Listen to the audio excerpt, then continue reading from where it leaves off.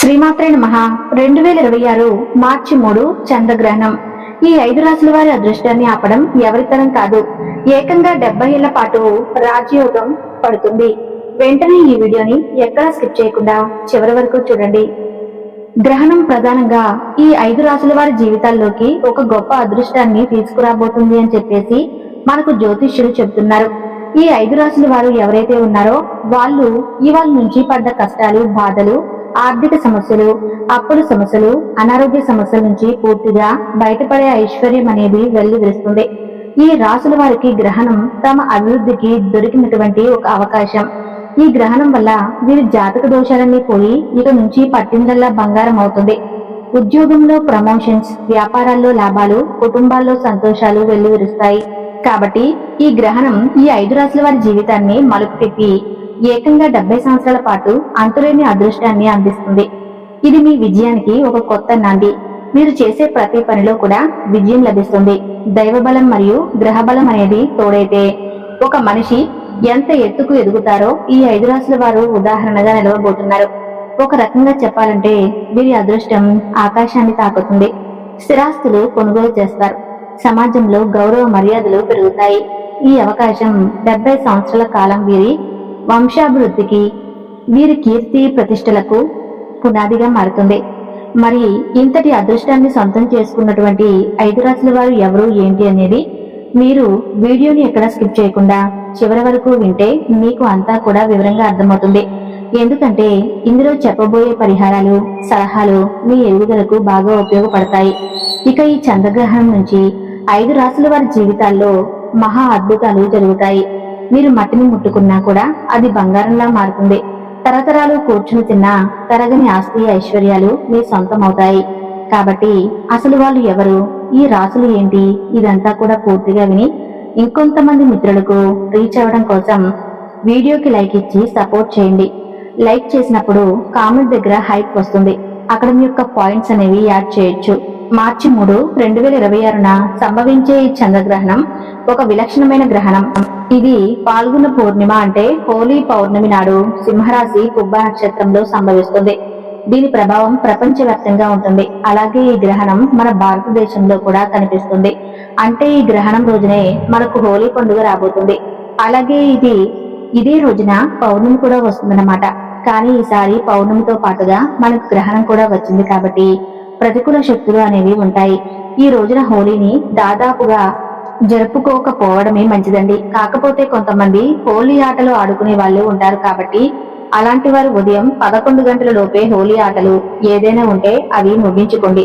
తర్వాత మాత్రం మీరు హోలీ పండుగను జరుపుకోకూడదు అని మనకు జ్యోతిష పండితులు చెబుతున్నారు. ఎందుకంటే చంద్రుడు మనకు తల్లితో సమానం, సూర్యుడు తండ్రితో సమానమని శాస్త్రాలు చెబుతున్నాయి. అలాంటి చంద్రుడికి గ్రహణం పట్టింది కాబట్టి ఈ రోజున హోలీ ఆట ఏదైనా ఉంటే మీరు మధ్యాహ్నం 11, 12 గంటల లోపే ముగించుకోండి. చంద్రుడు మనకు ఆరోగ్యాన్ని ఇస్తాడు, ఔషధాన్ని ఇస్తాడు, మనకు అనారోగ్య సమస్యలను తగ్గిస్తాడు. ఈ సమయంలో చంద్రుడు రావటంతోని గ్రహణంతో కనిపిస్తాడు కాబట్టి గ్రహణాన్ని గ్రహస్థోదయ చంద్రగ్రహణం అంటారు. అలాగే కేతుగ్రస్త చంద్రగ్రహణం అని కూడా పిలుస్తూ ఉంటారు. ఈ గ్రహణం మనకు మధ్యాహ్నం సమయంలో 3:20 నిమిషాలకు ప్రారంభమై రాత్రి 6:47 నిమిషాల వరకు కనిపిస్తుంది. ఇది మనకు భారతదేశంలో ఉంటుంది కాబట్టి ఇది భారతీయులకు కూడా వర్తిస్తుంది. కాబట్టి నియమాలు పాటించాల్సిందే. అంటే సూతక నియమాలు పాటించాలి. ఈ సమయంలో ఆలయాలను మోస్తారు. అలాగే ఇంటిని, వాకిల్ని గ్రహణం తర్వాత శుద్ధి చేసుకోవాలి. ముఖ్యంగా గర్భిణీ స్త్రీలు ఎవరైతే ఉన్నారో వాళ్ళు ఈ సమయంలో పొరపాటును కూడా బయటికి రాకూడదు. అలాగే ఇంట్లో కూడా దైవనామస్మరణ చేసుకుంటూ కూర్చోవాలి. లేకపోతే గోర్లు కొరుక్కోవటం, కూరగాయలు కట్ చేసుకోవటం, కుట్లు చేసుకోవటం ఇలాంటి పనులు పొరపాటును కూడా చేయకూడదు. ఇంటికి కిటికీలు, తలుపులు మొత్తం కూడా మూసివేయాలి. ఈ సమయంలో బయటకు రావటం కానీ, హాస్పిటల్కి వెళ్దామని కానీ ఇలాంటి పొరపాటును కూడా చేయకూడదు. ప్రశాంతంగా దైవనామస్మరణ చేసుకుంటూ ఉండాలి. అప్పుడే మీ కడుపులో ఉన్న బిడ్డలు బాగుంటారు, ఆరోగ్యంగా. ఇక ఈ రోజున దర్భాలు వేయాలి. ఆహార పదార్థాల్లో అంటే నిలవ పచ్చడిలో, బియ్యంలో, కూరగాయల్లో, పాలు, పెరుగు, నీళ్లు ఇలా ప్రతి ఆహార పదార్థాల్లో దర్భలు వేసుకోవాలి. ఎందుకంటే వాతావరణంలో రేడియేషన్ అనేది ఈ సమయంలో ఉంటుంది. ఈ దర్భలకు విష కిరణాలను గ్రహించి ఆహారాన్ని పవిత్రంగా మార్చే శక్తి ఉంటుంది. అలాగే మీ ఇంటి డాబా మీద పైన కూడా మీరు ఈ భాగంలో దర్భలను వేసుకోవచ్చు. అలా వేసుకోవడం వల్ల మీరు సురక్షితంగా ఉంటారు. దర్భలు అందుబాటులో లేకపోతే తులసి దళాలైనా మీరు వేసుకోవచ్చు, అంటే తులసి ఆకులనైనా వేసుకోవచ్చు. దర్భలు అందుబాటులో లేకపోతే ఆ సమయంలో ముందుగానే మీరు వేసేసుకుని గ్రహణం పూర్తయిన తర్వాత వాటిని తీసి పడేసేయండి. తర్వాత గ్రహణం పూర్తయిన తర్వాత ప్రతి ఒక్కరూ కూడా తలస్నానాలు చేయాలి. అలాగే ఇంటిని వాకిల్ని కూడా శుద్ధి చేసుకోవాలి. దేవుడి గుడిలో ఉన్నటువంటి చిత్రపటాలన్నీ కూడా శుభ్రంగా తుడుచుకొని తర్వాత మాత్రమే పూజ చేసుకోవాలి. ఈ నియమాలను ఈ 5 రాసుల వారు మాత్రమే కాకుండా ప్రతి ఒక్కరూ కూడా ఈ నియమాలను తప్పనిసరిగా ఆచరించాలి. ఇక చంద్రగ్రహణం ఈ 5 రాసుల వారికి జీవితంలోకి వెలుగులను తీసుకొస్తుందో, వారి జీవితంలో ఉన్నటువంటి చీకట్లను తరిమి కొడుతుందో, ఏకంగా 70 ఏళ్లు తిరుగులేని అదృష్టాన్ని అందించబోతుందో, 5 రాసుల వారు ఎవరు ఏంటి అనేది ఇప్పుడు మనం చాలా క్లియర్ గా చూసేద్దాం. మొట్టమొదటి అదృష్ట రాశి వచ్చేటప్పటికి వృశ్చిక రాశి. వృశ్చిక రాశి రాశి చక్రంలో 8వ రాశి. వీరి రాశికి అధిపతి కుజుడు. విశాఖ నక్షత్రం 4వ పాదం, అనురాధ నక్షత్రం 1, 2, 3, 4 పాదాలు, జ్యేష్ఠ నక్షత్రం 1, 2, 3, 4 పాదాల్లో జన్మించిన వారు ఈ వృశ్చిక రాశి వారి కిందకి వస్తారు. ఈ చంద్రగ్రహణం ఈ వృశ్చిక రాశి వారి జీవితంలో ఏకంగా 70 సంవత్సరాల పాటు తిరుగులేని అదృష్టాన్ని, రాజయోగాన్ని తీసుకువస్తుంది. ఎందుకంటే దశమ స్థానంలో ఉంది కాబట్టి వీళ్ళదే పరిచయం అవుతుంది. ఉద్యోగ వ్యాపార లాభాలు స్థానాల్లో కూడా ధనలాభాలు అన్ని కూడా కలుగుతాయి. ఈ గ్రహణం వీరి జీవితంలో అపారమైనటువంటి మలుపు తిప్పబోతుంది. అలాగే వీరు పట్టుదల కలిగినటువంటి వ్యక్తులు. వీరు ఏదైనా ఒక పని అనుకుంటే ఆ పని పూర్తయ్యేదాకా నిద్రపోరు, ఎంతైనా శ్రమిస్తారు. అయితే ఇన్నాళ్ళు వీరు కష్టపడ్డప్పటికీ గ్రహాల వ్యతిరేకత వల్ల పనుల్లో అడ్డంకులు ఇలాంటివన్నీ కూడా ఏర్పడ్డాయి. కానీ ఈ ప్రతికూల శక్తులన్నీ పూర్తిగా తొలగిపోయి మీ మార్గం ఇప్పటి నుంచి సుగమం కాబోతుంది. ముఖ్యంగా రియల్ ఎస్టేట్ వాళ్ళు ఎవరైతే ఉన్నారో వాళ్లకు మంచిగా లాభాలు వస్తాయి. భూములకు సంబంధించినటువంటి వ్యాపారం చేసే వాళ్ళకి ఇది ఒక సువర్ణ అవకాశం.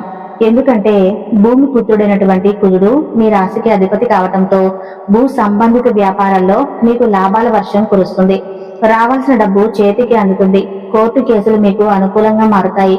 సంతాన ఎదుగుదల మీకు మంచిగా సంతోషాన్ని కలిగిస్తుంది.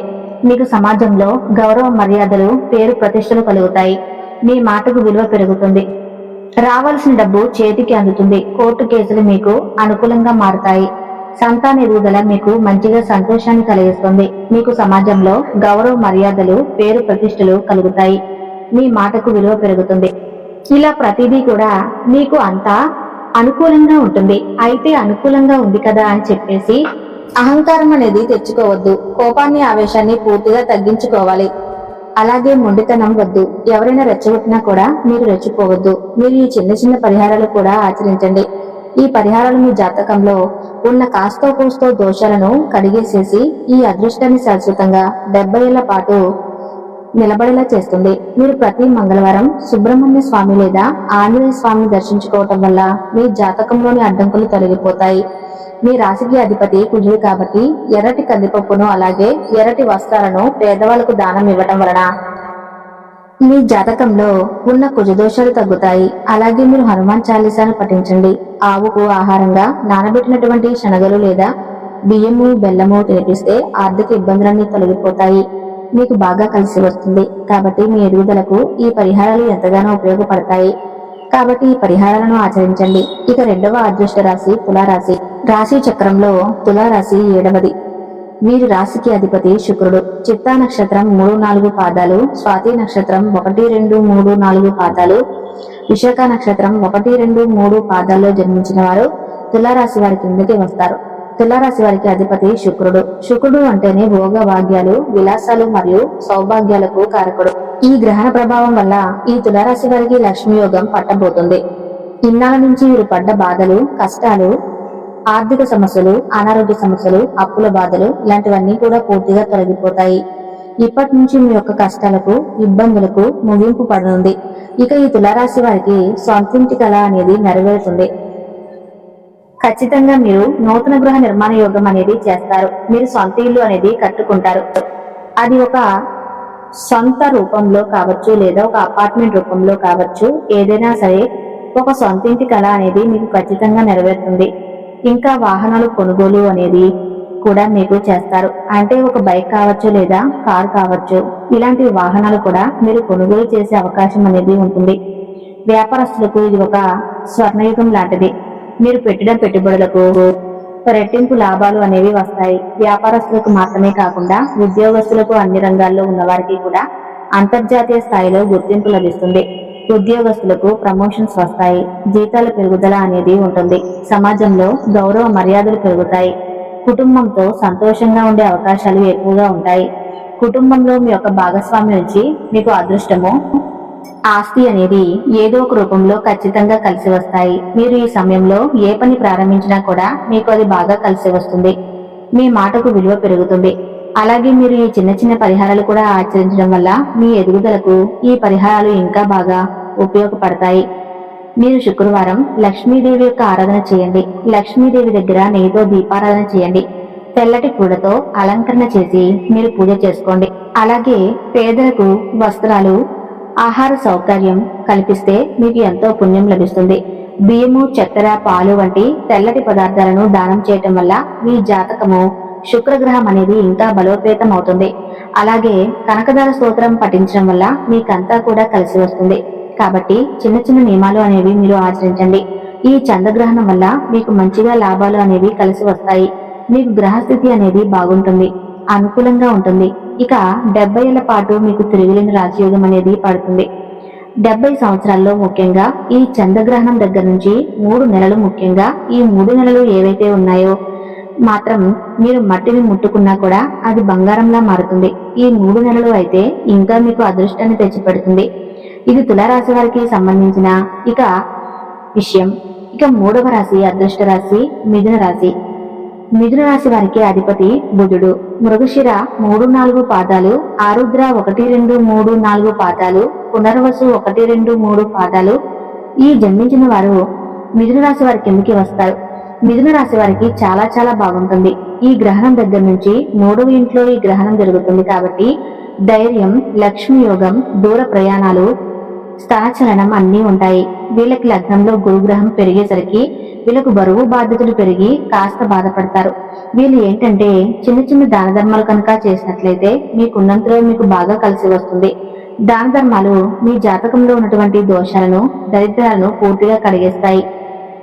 మీకు బ్రహ్మాండంగా ఉంటుంది. మీ రాశికి అధిపతి బుధుడు కాబట్టి మీరు సహజంగానే ధైర్యాన్ని కలిగి ఉంటారు. అలాగే తోబుట్టువులతో సంబంధాలు కూడా మీకు బాగుంటాయి. మీకు దూర ప్రయాణాలు, చిన్న చిన్న ప్రయాణాలు ఇలాంటివన్నీ ఎక్కువగా ప్రయాణాలు చేసే అవకాశాలు కనిపిస్తున్నాయి. పెండింగ్ లో ఉన్న పనులు పూర్తవుతాయి. మీకు సహజంగానే తెలివితేటలు, మాటకారితనం ఎక్కువగా ఉంటాయి. మీరు చెప్పే మాట ఎదుటి వారిని ఇట్టే ఆకట్టుకుంటుంది. దీనివల్ల మీకు పదోన్నతులు, గుర్తింపు లభించే అవకాశాలు ఎక్కువగా ఉంటాయి. రావాల్సినటువంటి డబ్బు చేతికి అందుతుంది. ఇది అన్ని కళల్లో ఉన్న వారికి ఒక స్వర్ణయుగం లాంటిది. విదేశీ ప్రయాణాలు ఎవరైతే చేయాలి అనుకుంటున్నారో వాళ్ళకి విదేశీ ప్రయాణాలు చేసే అవకాశం అనేది ఉంటుంది. మీ భవిష్యత్తు చాలా బాగుంటుంది. కుటుంబంలో ఉన్నటువంటి గొడవలు తగ్గి ప్రేమానురాగాలు పెరుగుతాయి. ఆరోగ్యం కుదిరపడుతుంది. మానసిక ప్రశాంతత కలుగుతుంది. అలాగే సంపాదించుకున్నటువంటి డబ్బును 4 రూపాయలు పొదుపు చేసుకునే మార్గాలు కూడా మీకు పుష్కలంగా ఉన్నాయి. ఎట్లా అయినా సరే మీ రాశికి మాత్రం తిరుగు అనేది ఉండదు. మిథున రాశి వారికి ఇది ఒక గొప్ప అవకాశం. అలాగే మీరు చిన్న చిన్న పరిహారాలు పాటించండి. మీ రాశికి అధిపతి బుధుడు కాబట్టి బుధగ్రహ అనుగ్రహం కోసం ఆవుకు పచ్చిగడ్డి, తోటకూర లాంటివి తినిపించండి. విష్ణు సహస్రనామ పారాయణ చేయండి. సోమవారాలు శివారాధన చేయండి. శివారాధన ఈ మిథున రాశి వారికి విశేషమైన ఫలితాన్ని ఇస్తుంది. శివలింగానికి అభిషేకం చేసుకోండి. ఇలాంటి పరిహారాలు మిమ్మల్ని ఇంకా గొప్ప స్థాయిలో ఉంచుతాయి. ఇక తర్వాత అదృష్ట రాశి మీనరాశి. మీనరాశి రాశి చక్రంలో 12వ రాశి. వీరి రాశికి అధిపతి గురుడు. పూర్వభద్ర 4 పాదాలు, ఉత్తరాభద్ర 1-2-3-4 పాదాలు, రేవతి 1-2-3-4 పాదాలు జన్మించిన వారు మీనరాశి వారి కిందకి వస్తారు. ఏలినాటి శనితో బాధపడుతున్న మీనరాశి వారికి రుణ బాధలన్నీ కూడా తీరిపోతాయి. ఆర్థిక అప్పుల సమస్యలు, శత్రు సమస్యలు, అనారోగ్య సమస్యలు పూర్తిగా తగ్గుతాయి. మీ కష్టాలకు ముగింపు పడనుంది. మీనరాశి వారు సహజంగా అత్యంత సున్నిత మనసులు, దయాగుణం కలిగిన వారు. ఇతరుల బాధలను చూసి చలిస్తారు, కానీ అదే మీకు శాపంగా మారుతుంది. ఏదో సామెత చెప్పినట్లు మంచికి పోతే చెడు ఎదురవుతుంది అన్నట్లుగా ఈ రోజుల్లో మంచి వాళ్ళని ఎక్కువ కంటే చెడుగా అబద్ధాలు చెప్పుకొని అవకాశాలు అనేవి ఉంటాయి. కాబట్టి మీరు ఏంటంటే మీనరాశి వారు దాదాపుగా వారి అదృష్టాన్ని ఆపడం ఎవరి తరం కాదండి. మీకు అంత బాగా కలిసి వస్తుంది. అలాగే వీటితో పాటుగా మీ యొక్క నీతి నిజాయితీలు, మీ కష్టించే మనస్తత్వం ఇలాంటివన్నీ కూడా మిమ్మల్ని ఇంకా గొప్ప స్థాయిలో కూర్చోబెడతాయి. కాబట్టి ఇలాంటి నియమాలు అనేవి ఆచరించి మనం చెప్పిన పరిహారాలు పాటించండి. మీకైతే మాత్రం ఇక తిరుగు అనేది ఉండదు. అర్థమైంది కదండి. ఈ చంద్రగ్రహణం ఈ 5 రాశుల వారి యొక్క జీవితంలోకి మంచిగా కలిసిపాటును, అదృష్టాన్ని, తిరుగులేని ఐశ్వర్యాన్ని తీసుకువస్తుంది. ఏంటి అనేది ఈ వీడియోలో మీకు నచ్చితే తప్పకుండా వీడియోకి లైక్ చేసి మీ సపోర్ట్ మాకు తెలియజేయండి.